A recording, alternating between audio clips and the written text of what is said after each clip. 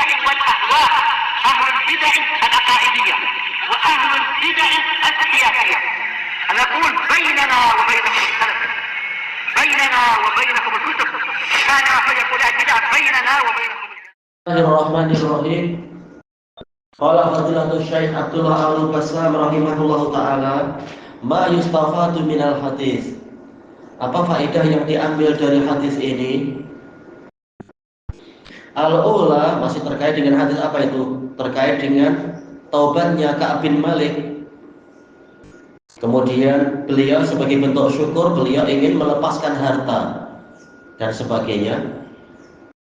Al-ula anna man nazara shadaqata bi malihi kullih, bahwasanya orang yang bernazar menyedekahkan seluruh hartanya, abqa minhu ma yakfihi wa yakfi man yaul, hendaknya dia menyisakan dari harta tadi apa yang mencukupi dia dan mencukupi orang yang di bawah tanggung jawab dia, dan tidak perlu dia membayar kafarah.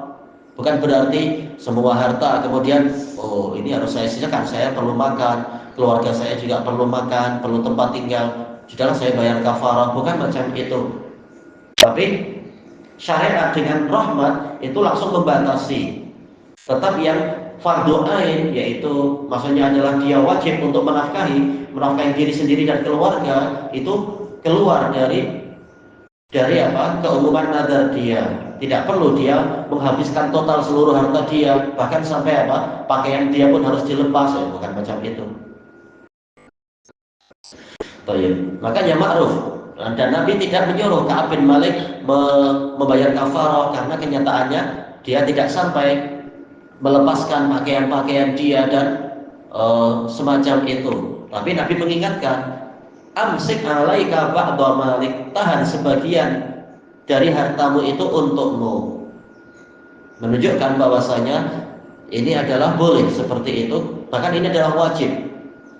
Jangan sampai malah dia sendiri jadi menderita karena kehabisan harta, padahal dia mampu untuk menahan sebagian harta, tidak menyedekahkan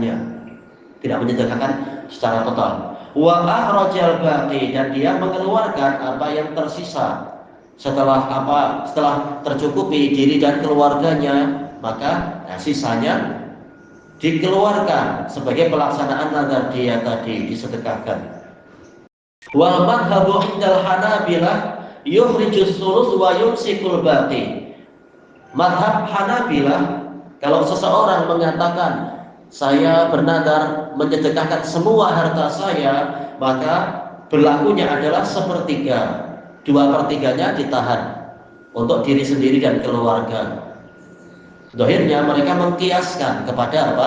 Kepada wasiat. Wastadallu bi Abi Lubabah. Dan ini pendalilan yang bagus sekali. Walaupun kita tidak mengatakan ini paling rajih, tapi pendalilannya bagus. Mereka berdalilkan dengan hadis Abi Lubabah, hina in khala'a min malihi kullih, tatkala beliau melepaskan diri dari seluruh hartanya, faqad amarahu Nabi sallallahu alaihi wasallam ayumsika sulus, untuk menahan sepertiga. Rawahu Ahmad. Dohirnya adalah terkait dengan pengkhianatan. Ya, sahabat secara individual tidak maksum, tetapi manhaj mereka adalah maksum karena ditazkiyah oleh Allah dan Rasulnya. Tatkala Abu Lubabah ditanya oleh orang-orang Bani Quraidah, apa keputusan Muhammad kepada kami? Maka dia mengisyaratkan ke leher, yaitu apa? Kalian akan dipenggal. Padahal Nabi menyuruh jangan bagi tahu mereka dulu.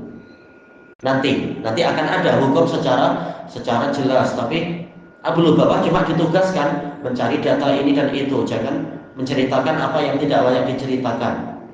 Ternyata dia mengisyaratkan itu. Setelah itu dia menyesal, merasa mengkhianati Rasulullah, maka dia tidak datang kepada Nabi, langsung dia mengikatkan badannya ke tiang Masjid Nabawi, dan dia bertekad tidak akan melepaskan diri sampai Nabi Muhammadlah yang melepaskannya, karena dia merasa sangat malu kepada Nabi. Kalau tidak, dia akan terus menghukum diri seperti itu, kecuali waktu sholat. Sebagian keluarganya melepaskannya karena ini fardu ain, masalah sholat. Tatkala turun wahyu yang ada di dalam surat At-Taubah juga itu, khalatu amalan sholihan wa akhara sayyi'a asallahu ay ya'fuwa anhum, dan seterusnya itu. Maka kemudian apa? Rasulullah SAW datang melepaskan tali dia. Padahal sebelumnya Nabi mengatakan seandainya dia datang kepada saya, maka saya akan memohonkan pengampunan. Tapi karena dia menghukum dirinya, ya sudah, kita tunggu sampai Allah yang memberikan keputusan. Nah, setelah datang taubat, penetapan taubat dari langit itu, maka Abu Lubabah sebagai bentuk syukurnya dia bernadar mengeluarkan seluruh harta dia. Nah, maka Nabi menyuruh untuk sedekahkan sepertiga, sisanya biarkan untuk dirimu. Kemudian wal qaulul awal aula.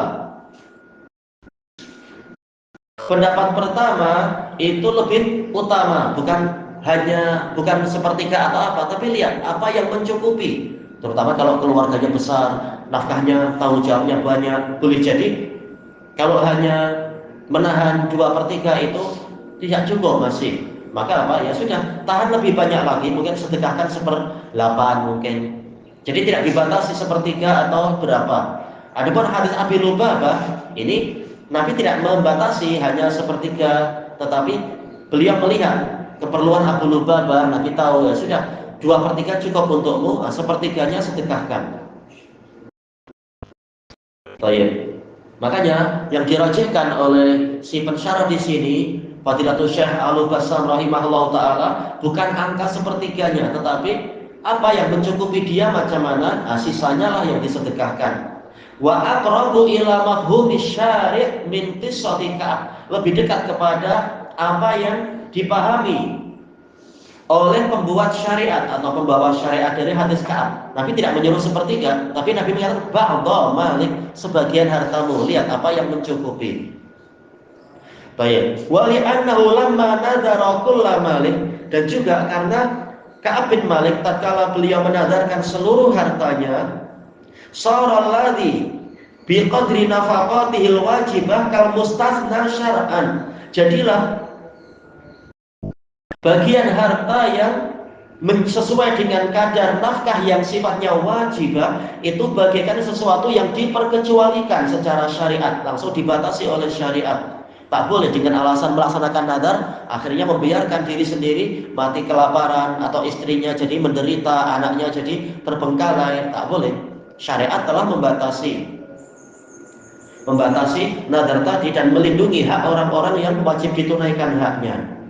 Fala yajuzu tasarrufu fi, maka tidak boleh dia melakukan pengelolaan di kewajiban yang itu, yaitu mengambil.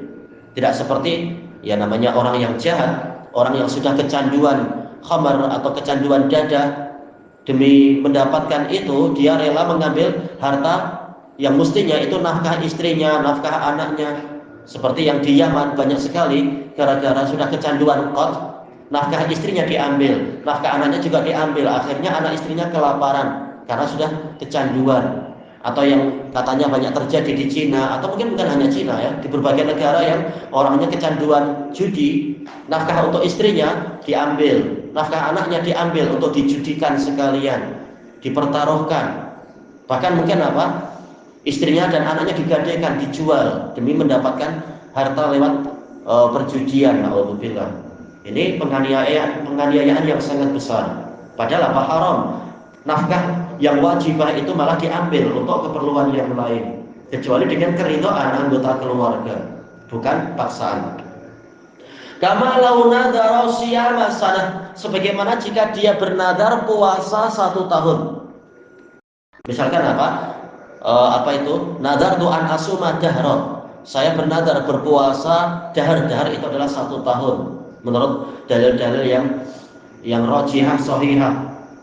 Falan yadkhula fi nadrihi ma yajibu fitruh kal idain, maka tidak akan masuk ke dalam nadarnya itu hari-hari yang dia wajib untuk berbuka, maksudnya wajib untuk tidak puasa, seperti 2 hari raya, juga 3 hari tasyrik untuk orang-orang yang tidak ihram itu.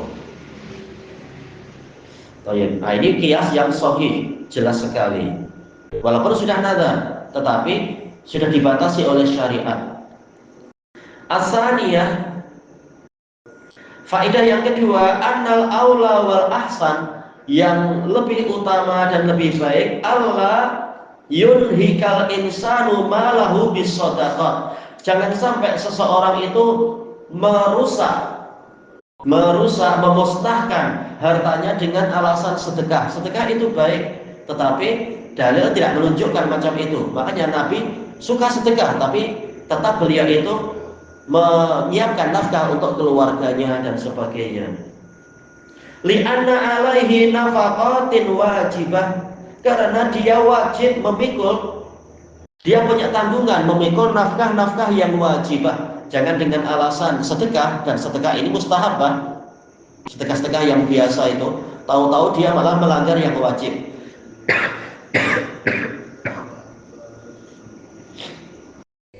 Wa Nabiyyu sallallahu alaihi wasallam yaqul, sementara Nabi sallallahu alaihi wasallam telah mengatakan, ibda bi nafsika summa biman ta'ul. Mulailah nafkah kepada dirimu sendiri, kemudian kepada orang yang engkau pikul nafkahnya, pikul tanggung jawabnya itu. Bukan malah mengutamakan orang di luar-luar, sementara anak istrinya kelaparan dan semacam itu. Ini menunjukkan apa? Agama Islam adalah agama yang penuh hikmah. Segalanya diletakkan pada tempatnya, priority diletakkan sesuai dengan dalil-dalilnya. Yang ketiga, anna nafaqata 'ala nafsi wa zaujati wal qarib ibadatun jalilah. Nafkah kepada diri sendiri, kepada istri, kepada karib kerabat, ini adalah ibadah yang agung. Wa shadaqatun 'azimah, dan sedekah yang agung. Ma'an niyatil hasanah, jika disertai dengan niat yang baik. Makanya Nabi tidak membiarkan dua sahabat itu menafkahkan semua harta, tetapi beliau mengingatkan ada yang harus ditahan untuk keperluan yang lebih penting, yaitu diri sendiri dan keluarga. Nah, baru lihat yang berikutnya dan berikutnya. Ilahuna wallahu a'lam. Oh, kita habiskan sekalian. Ini sudah mau habis. Fal ahsan an yatasaddaqa bi niyatit taqarrub. Maka yang terbaik adalah bersedekah dengan niat mendekatkan diri pada Allah. Wa alla tataghaniyatu qada'i syuhrah. Jangan sampai ada niat, yaitu niat untuk mendapatkan populariti. Wasyafaqatil mujarradah, dan belas kasihan yang kosong. Wal mahabbah, dan kecintaan ala niyatil amal, terhadap niat amalan, yaitu jangan sampai niat yang keliru tadi mengalahkan niat untuk beramal soleh. Sekarang banyak orang yang segalanya diviralkan, ini saya sedekah untuk fulan, saya sedekah untuk masjid ini, malah dipamer-pamerkan. Atau sekedar belas kasihan, kasihanlah dia. Atau sekedar kecintaan tapi tidak diniatkan lillahi ta'ala, maka ini nanti tidak ada pahala kalau macam itu. Ar-rabi'ah, yang keempat, anna shadaqah sababun fi mahwi dzunub, bahwasanya sedekah itu menjadi sebab terhapusnya dosa-dosa. Seperti dalam hadis Ibnu Abbas, hadis Abi Sa'id, hadis Abi Hurairah dan lain-lain. Nabi mengatakan, ya ma'syarun nisa tasaddaqna walau min huliyikun fa inni ra'aitukunna aktsara ahlin nar. Wahai para wanita, bersedekahlah walaupun dari perhiasan kalian, karena aku melihat, sungguh aku melihat kalian adalah penduduk neraka yang paling banyak. Kemudian menyebutkan apa? Yaitu apa? Takfurnal ashir wa tuksirul la'n. Kalian mengingkari kebaikan suami dan kalian memperbanyak kutukan.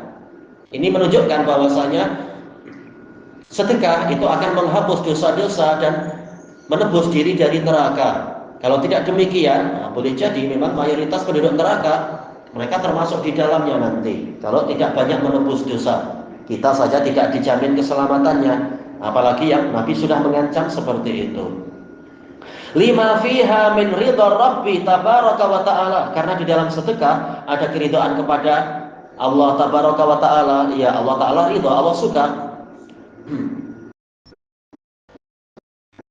Yamhaqullahu riba wa yurbis shadaqat. Allah memusnahkan riba dan membungakan sedekah. Jadi orang yang suka riba malah hancur nanti hartanya. Sementara orang yang suka sedekah, maka Allah yang akan melipat gandakannya di dunia dan di akhirat.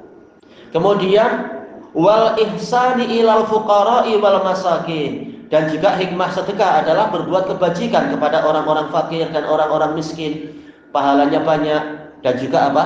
Boleh jadi mereka menyampaikan doa-doa kebaikan untuk kita, didoakan keberkahan, didoakan hartanya makin banyak, sehingga memang sedekah tidak mengurangi harta. Wastijlabi du'aihim, ini disebutkan di sini, dan mendatangkan doa mereka. Baik. Sementara Nabi mengatakan innama tunsaruna wa turzaquna bi du'afaikum. Kalian hanyalah tertolong dan mendapatkan rezeki dengan sebab orang-orang lemah dari kalian. Doanya lebih khusyuk, lebih tulus, lebih sungguh-sungguh dan seterusnya. Baik, ilahuna wallahu a'lam. Subhanakallahumma wa bihamdika la ilaha illa anta astaghfiruka wa atubu ilaik. Walhamdulillahirabbil alamin. Jazakumullah khairan.